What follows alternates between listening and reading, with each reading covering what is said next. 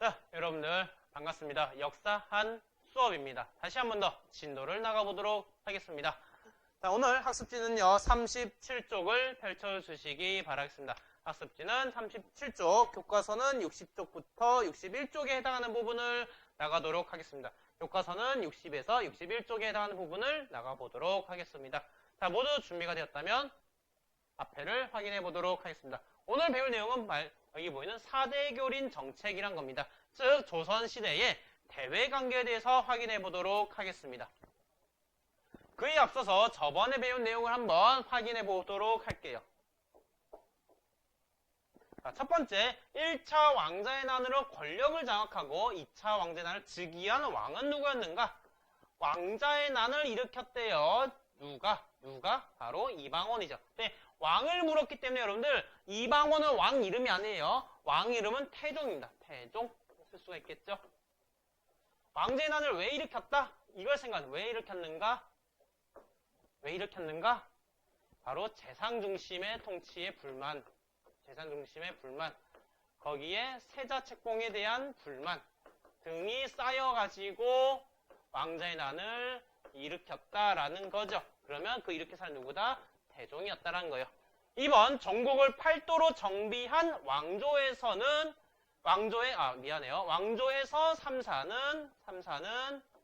3사는 회계와 곡식 출납을 담당했다. 어떻게 생각하시나요? X죠, 여러분들. 전국 팔도로 정비한다. 왕조가 어딘데? 이 왕조 어디예요? 조선이죠. 팔도는 조선입니다. 팔도 사나이, 팔도 비빔면도 아니고 팔도는 조선입니다. 조선의 3사는 회계와 곡식이 아니라 뭐였다, 여러분들? 언론 기능을 담당했었다라는 거죠. 정답은 X입니다. 자, 3번. 중앙군으로 5위와 지방군으로 잡식군을 운영하는 왕조는 경국대전을 반포했나요, 여러분들? 중앙군 5위와 지방군 잡식군 운영하는 왕조가 어디였죠, 여러분들? 그것도 조선이었죠. 정답은 동그라미다라는 거예요. 반포했습니다. 그 왕조에서 냈습니다. 그러나 세조가 경국대전 반포했냐라면 맞아요, 여러분들? 세조가 경국대 반포했다? 틀리게 되는 거예요. 반포라는 것은 여러분 다르게 말하면 완성했다는 뜻이에요. 세조는 경국대전을 완성한 사람이 아닙니다. 좋습니다. 자, 수능을 통해서 확인해 보도록 할게요. 가왕에 대한 설명으로 옳은 것은 세종이 집현전을 설치하고 그걸 소사들이 어쩌고저쩌고 했죠. 세조는 폐지하였으면 문시술법 김연사 토론했다. 가는 즉위 후 집현전을 계승한 홍문관 설치했고 세조 그리고 이 가는 홍문관을 홍문관을 설치했대요. 이 홍문관 설치한 누구였어요, 여러분들? 성종이었죠. 성종. 홍문관 설치한 사람. 훈요 10조 우리 배웠어요. 어느 왕이에요? 일단 시대를 모르고 어느 시기였죠? 고려죠. 고려의 누구다? 태조였습니다. 고려의 태조. 우산국을 정복하였다. 우리 직역도 했어요. 누구였죠, 여러분들? 신라의 지증왕이다. 지증왕.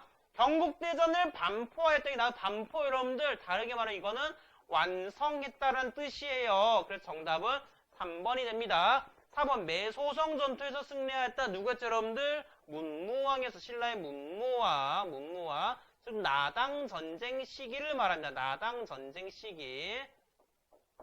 교육 입국 조서를 반포하였다. 이거는 여러분들 고종입니다. 고종이고 가보개혁 시기에 나중에 배우게 될 겁니다. 가보개혁 시기에 배우게 됩니다. 자, 밑줄 진 그에 대한 설명으로 옳은 것은 왕자의 난을 일으켜서 조선의 제3대 왕이래요. 와, 쉽다. 호패법도 만들었대요. 사병대 호패 때 우리 다 배운 거예요. 우리 학습지 다 있었어요. 누구예요, 여러분들? 태종이에요. 태종.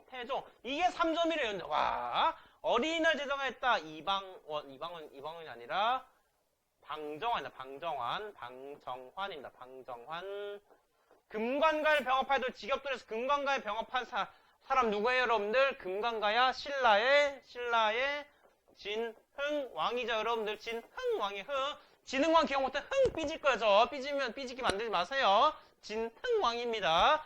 노비양 건법시 이것도 여러분 직업들 했어요. 누구예요, 여러분들? 고려의 광종이죠. 광종. 자, 6조 직계제를 시행했죠. 정답 4번이 되죠. 북한산에 순수비를 세웠다. 이것도 여러분들 진흥왕입니다. 흥이에요. 흥. 그래서 그래서 정답은 4번이 됩니다. Are you okay? 좋아요.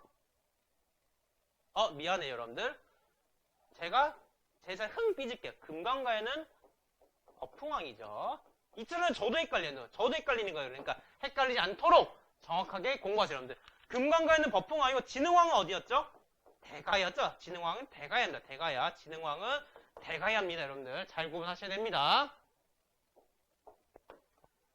자, 오늘 학습 목표는 크게 세 가지인데요. 정근대 시기 대외관계 용어가 있습니다. 현재는 잘 쓰이지 않는 용어들을 한번 좀 잠깐 이해를 해봐야 되고, 두 번째로 조선은 명과는 사대관계를 맺고요. 일본 여진과는 교린관계를 맺게 됩니다. 그냥 구체적 내용들을 파악해 보도록 하겠습니다. 먼저 전근대 시기 대외관계 용어를 이해를 해야 됩니다. 여기 보이는 0번과 관련, 0번과 관련됩니다, 여러분들. 선생님 한번 이거 물어볼게요. 오늘날 국제 세계 질서를 주도하는 나라는 어딘가요, 여러분들? 세계 질서를 주도하는 나라는 미국이죠.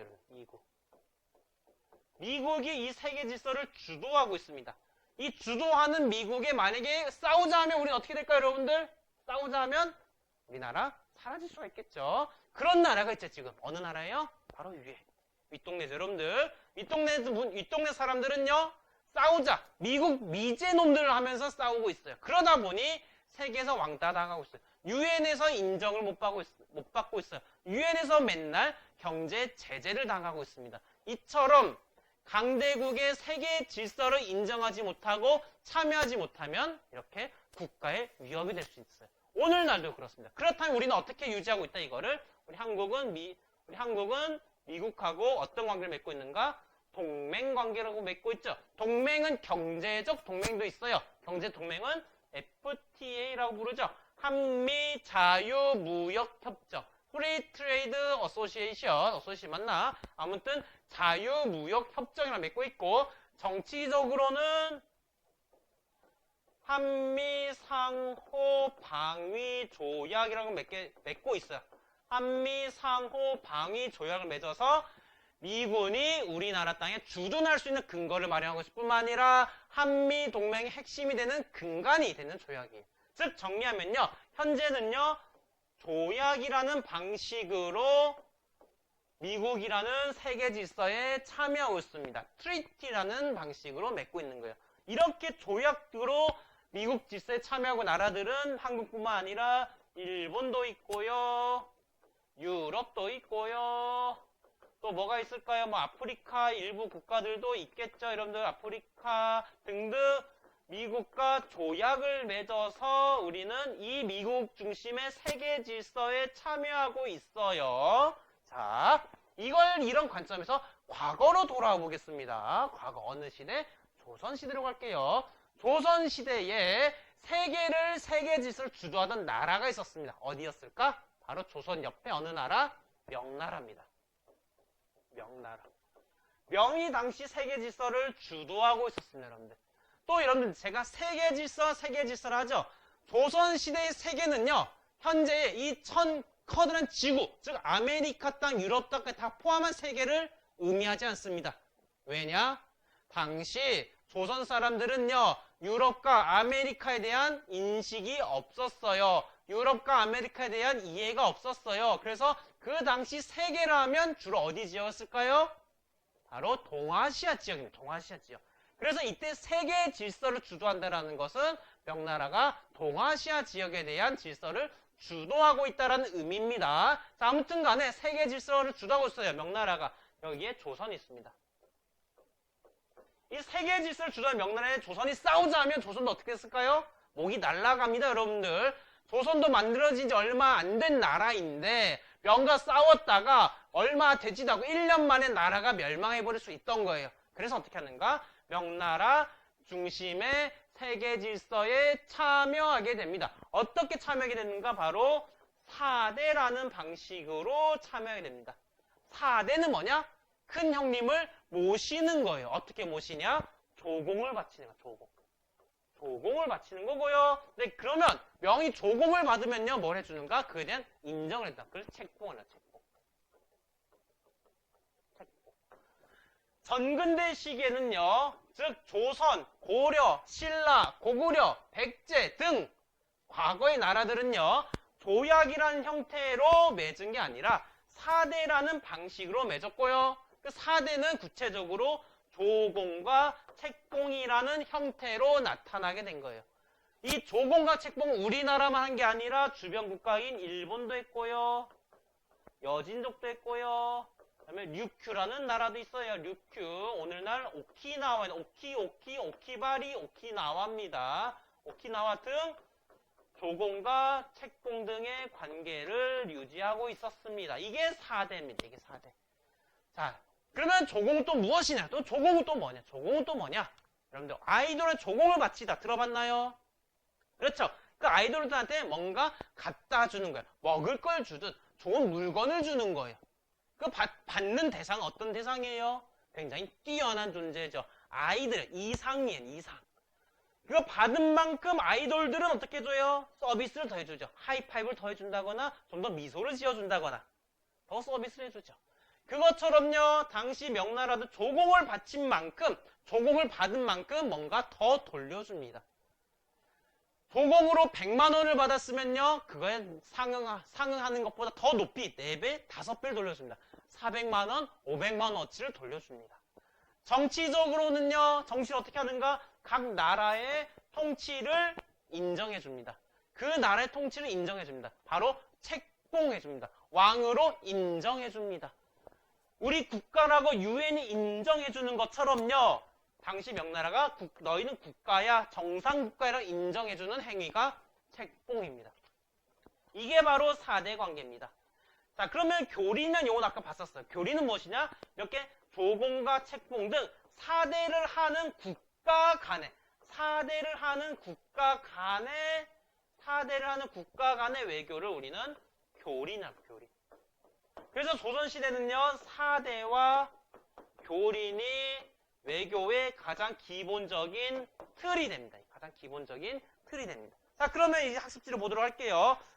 먼저 주변 국가들은 중국의 조공을 바쳐 우호적인 외교 관계를 유지하는 행위, 주변 국들의 조공을 바치는 거, 조공을 바치는 이게 뭐다? 이게 4대입니다. 4대예요. 그리고 주변을 조공을 바치는 국가 간에, 조공을 바치는 국가 간에 맺는 게 뭐죠, 여러분들? 교리입니다. 그래서 4대 교린이에요. 4대 교린. 아래 조공과 책봉의 의미는 이렇다라는 거예요. 자, 그렇다면 이런 생각을 할 수 있습니다, 여러분들. 조공을 바치는 행위가 쉽나요, 어렵나요? 여러분들 아이돌들한테 조공 바치는 거 해봤어요? 여러분들 진짜 싼 거 주고 싶나요? 때로는 좀 더 관심을 가져달라고 비싼 거 주고 싶어 하는 마음도 있을 거예요. 힘들어요, 조공 바치는 게.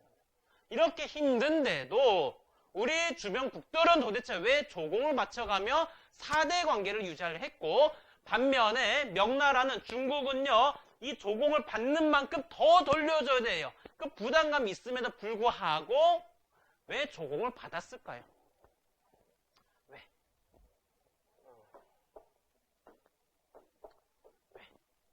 잠시만요.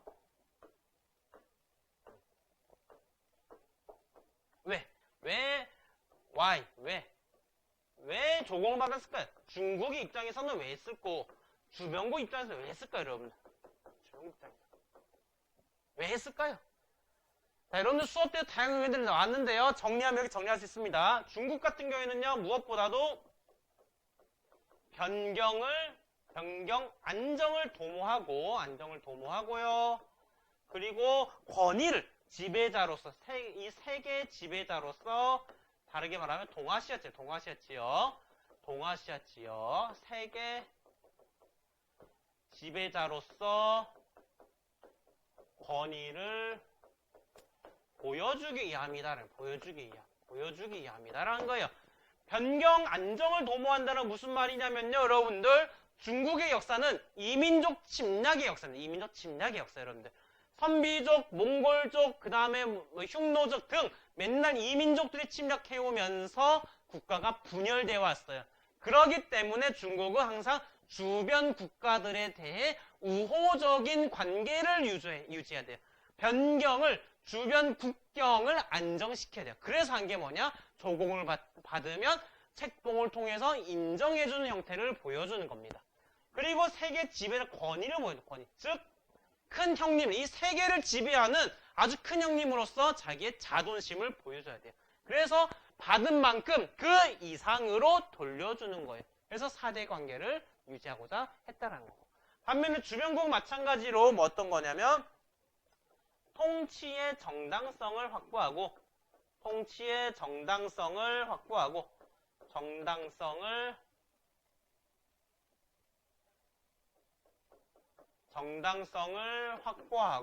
확보하고 내정을 국내 정치를 정당성을 확보해 국내 정치 내정을 안정하기 위함이고요. 그리고 또 다른 게 뭐가 있냐면 경제적인 실리를 획득하기 위함이다라는 거예요. 통치의 정당성 확보에 내정을 안정시켜야 됩니다. 강대국과 싸워가지고 정치가 불안할 바에는요, 강대국 인정을 받아서 통치 질서를 안정시켜야 되고요. 그리고 아까 말했다시피 조공을 바친 만큼 그걸 상한 4배, 5배를 돌려준대요. 경제적 실리, 실제적 이익을 얻기 위함이다. 그런 입장을 갖고 있다는 거. 따라서 정리하면 이런 4대 관계라는 게요. 어떤 내정 간섭이나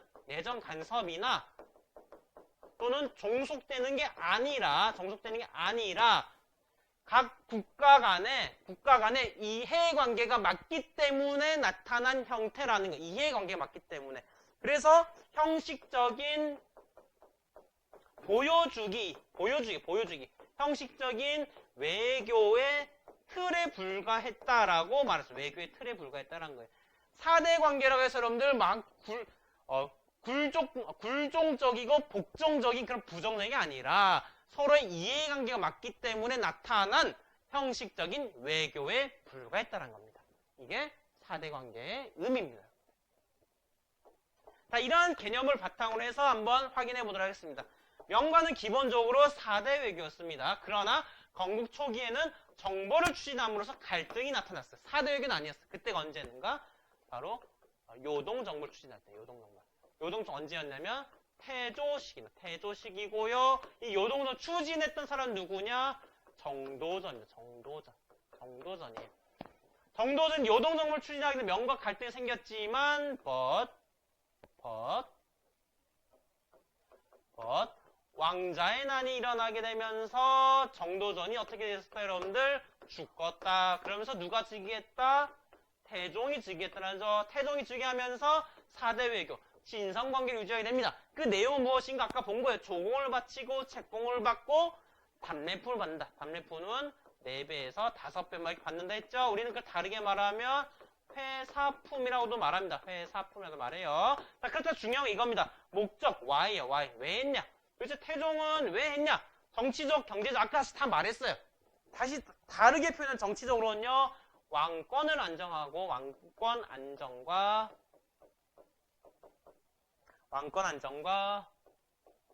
국제적 지위를 확보하기 위함이 있고요. 경제적으로 뭐다, 여러분들? 선진문물 수용, 선진문물을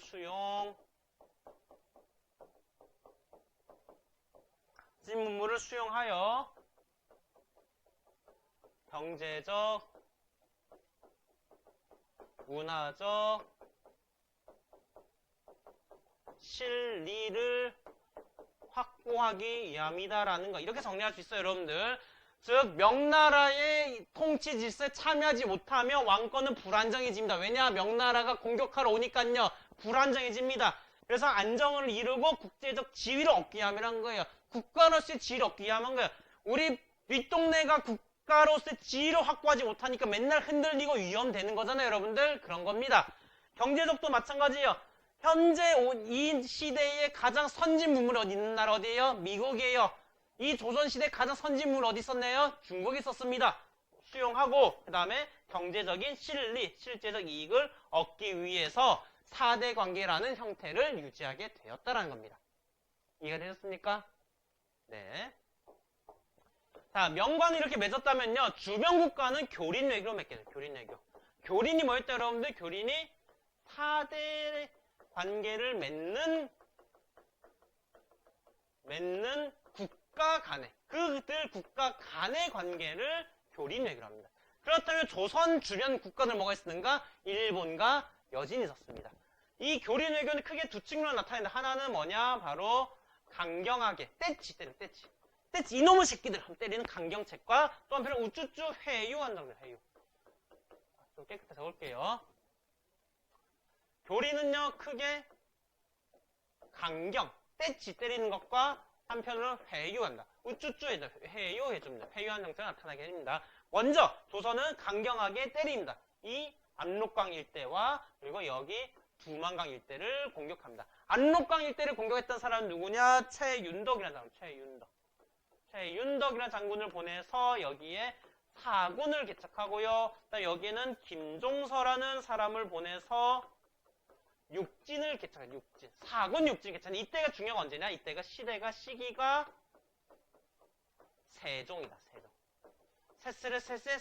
세종 시기에 사군 육진 개척하고요. 떼치 이렇게 강경 때렸을 뿐만 아니라 한편으로 우쭈쭈 아이고 여진아 불쌍해. 먹을거리 길을 살려줄게. 먹고 살 수 있도록 해줄게 하면서 마켓을 어디 경원, 경흥, 회령 등 여기다가 마켓을 시장을 열어서 이들이 먹고 살 수 있는 길도 열어줬다는 거예요. 한편 일본에 대해서도요 정보를 떠납니다. 어디? 쓰시마섬, 다르게는 대마도입니다. 대마도. 쓰시마, 대마도를 정보를 갑니다.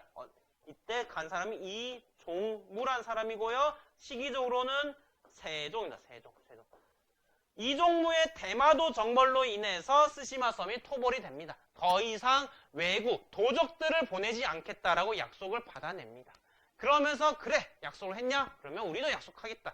너희들이 먹고 살 길을 열어주기 위해서 우리도 무역할 수 있는 공간을 열어주겠다. 무역할 수 있는 공간을 열어주겠다. 몇 개?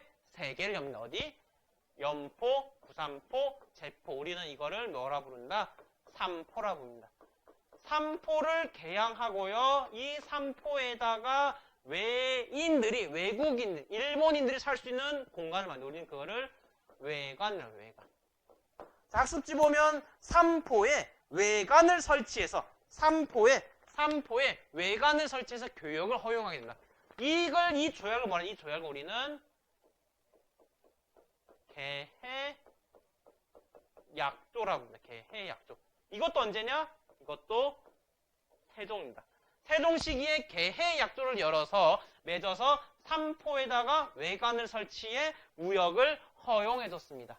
그러니까 이게 주변국가 맺은 교린의 방식입니다. 자, 그러면 이렇게 지도를 정리할 수 있어요. 자, 여기 있는 나라가 뭐다? 명이다. 명과는 어떤 관계? 4대 외교다. 이 4대를 맺었던 시기가 언제다? 태종 시기다. 우리 주변국에 또 어떤 국가 있었다? 여진족이 있었다. 여진족과는 어떤 관계? 교린 관계. 이 아래는 어떤 나라 있었다? 일본이 있었다. 이것도 무슨 관계? 교린 관계다. 교린은 크게 두 층으로 나타났으면 어떻게? 강경하게. 또는 회유도 했다라. 회유. 강경으로서 사군 육진을 개척했고요. 그러면서도 마켓을 열어서 경원, 경흥, 회령 등의 시장을 열어줬고 일본도 마찬가지입니다. 여기 쓰시마섬 정보를 갖고요. 한편으로는 삼포를 열어서 교육하게 해줬습니다. 다 이 시기가 어느 시기다 여러분들? 사군 육진을 개척하고 쓰시마섬을 정보를 가고 개해약조를 맺었어. 언제다 여러분들? 그게 세종 시기다라는 거예요. 세종 시기. 이해가 되셨습니까? 네. 자. 그리고 이 내용은 여러분들 그의 변화 내용인데요. 이거는 넘어가도록 하겠습니다. 제가 따로 설명 안 할게요.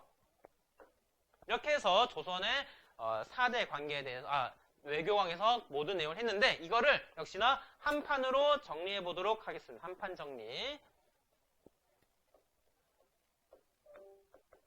조선의 대외관계에 대해서 오늘 수업을 했습니다. 조선의 대외관계. 대외관계는 크게 두 측면에서 했다는 4대라는 방식과 교린이라는 방식으로 나타나게 됐었어요. 4대는 누구가 했다? 명과 했었다. 명과 했지만 초기에는 갈등 관계였다. 갈등 관계. 왜 갈등 관계였다? 여러분들 어디를 정벌했다? 요동 정벌을 추진했었기 때문에 갈등 관계에 있었다는 거죠. 그러나 왕자의 난으로 누가 죽었다? 정도전이 죽었다는 거죠. 그래서 어느 시기 때? 세종 시기에 4대 관계, 친선 관계가 형성되었다는 거죠. 그렇다면 왜 했었다? why? 왜 했었다? 여러분들 정치적으로는요. 안정, 지위 확보가 있었고 경제적으로는요. 선진문물과 그 다음에 경제적 실리를 얻기 위함이다 라고 정리했죠. 교리는요. 크게 두 측면에서 나타났다 했습니다. 어떤 방식? 주변을 떼치하는 거 그게 뭐죠? 강경한 방식과 그리고 어떤 방식? 회유하는 방식이 있다고 했어요. 이 강경과 회유를 주변국 어떤 나라들? 일본과 여진부터 적을게요. 여진과 일본이 있었다는 거죠. 여진과 일본이 있었다는 거죠. 여진 같은 강경체로서 어떻게 뭘 했다? 어디를 개척했다? 압록강과 두만강 일대, 즉 사군과 육진을 개척했다라는 거고요. 일본은 강경제 떼치 어딜 때렸다?